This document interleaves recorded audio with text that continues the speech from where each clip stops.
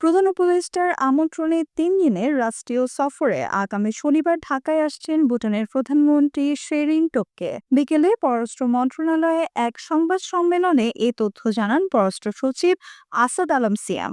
তিনি বলেন, দ্বিপাক্ষীয় বৈঠকে বাণিজ্য, বিনিয়োগ, যোগাযোগ, শিক্ষা, পর্যটন, সংস্কৃতি ও ক্রীড়া সহ বিভিন্ন ক্ষেত্রে সহযোগিতার বিষয়ে আলোচনা হবে।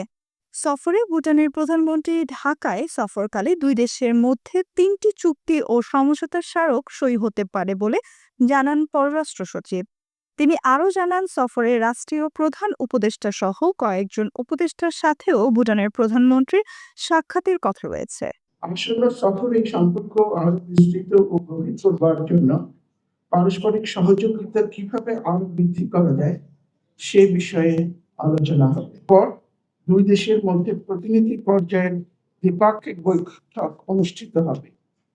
বৈঠকে আমরা আশা করছি দুই দেশের মধ্যে বাণিজ্য ও বিনিয়োগ, যোগাযোগ, শিক্ষা, কৃষি, স্বাস্থ্য, জ্বালানি ও বিদ্যুৎ, টেলিযোগাযোগ, পর্যটন, সংস্কৃতি, যুব ও ক্রীড়া, শিল্প সহ দ্বিপাক্ষিক সহযোগিতার বিভিন্ন ক্ষেত্র নিয়ে আলোচনা হবে। Nusrat Jahan, এফবিএন news desk.